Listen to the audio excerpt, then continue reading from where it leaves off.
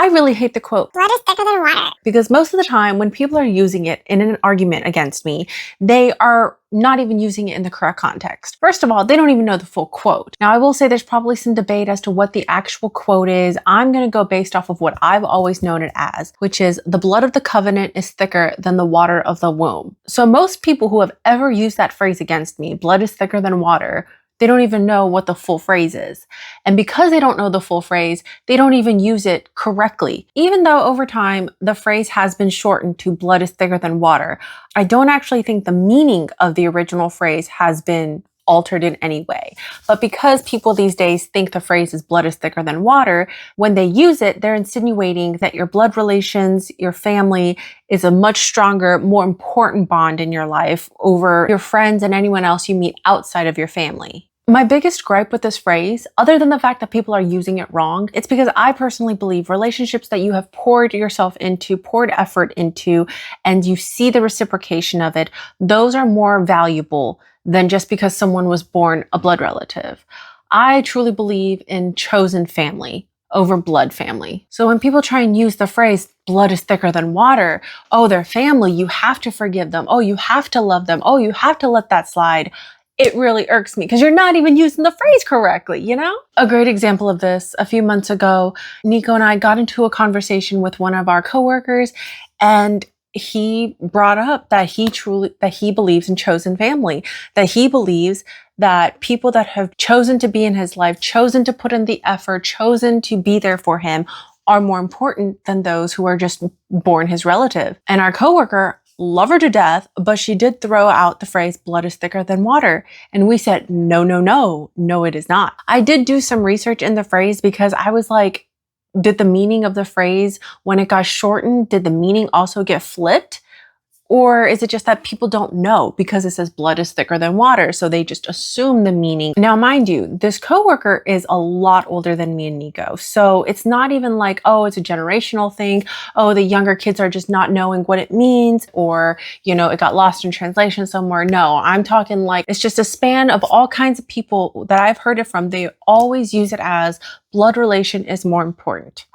But when you look at the original phrase, what I consider the original, again, there might be other versions of it, but I think whether or not the wording is same or different, I do think all of the other versions do mean the same thing as what I'm interpreting the original as.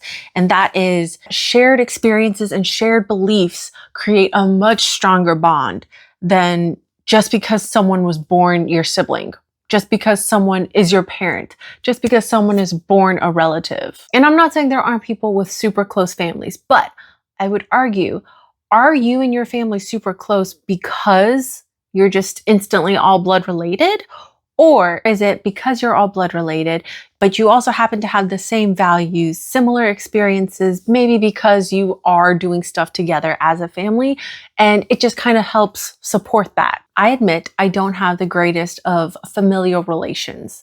I am very minimal to no contact, and it just depends on which member of the family it is, honestly. I did wonder on one hand, am I so chosen family is more important because of my family history? Is that why? Because I don't have those familial bonds that some people claim are so important? Is that why I value all my other relationships much more?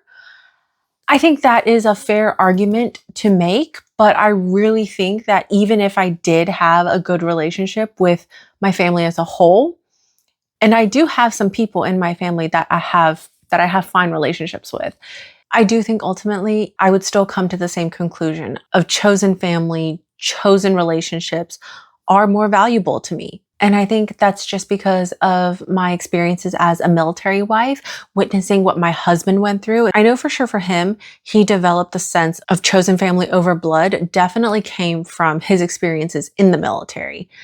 And that makes sense because those guys are going through boot camp together. They're going through workups together. They're going through deployments together. There are a lot of experiences that they are experiencing together that require a huge level of trust and loyalty amongst each other for them to function the way they need to in those situations. So I know where he developed his sense of chosen family is family from. I will also admit that as of late, I've been experiencing some disappointments and some enlightenment over the relationships that I have that would fall under the blood relations.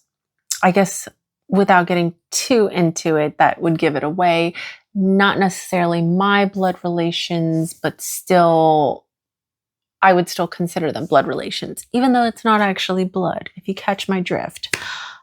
Yeah, there has been a lot of disappointment, and I've come to the realization. I mean, I didn't really come to the realization. If anything, it just supported my belief even more that chosen family is true family.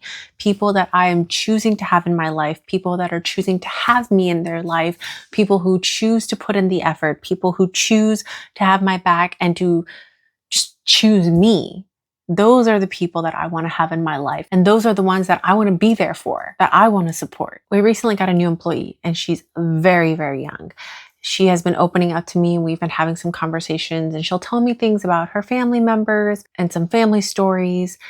And we just have these deep conversations. And something I told her, which actually kind of sparked this video, was just because they're family doesn't make them a good person, which for me, it kind of stemmed into the whole chosen family over blood. Just because someone is related to you, just because someone is your parent, just because someone is your sibling, just because someone has some sort of blood relation to you, that doesn't automatically make them a good person. And if anything, it's kind of unfair to have this automatic assumption as to what kind of person they are. I didn't make this video with the intention of preaching family bad, chosen family good, nothing like that.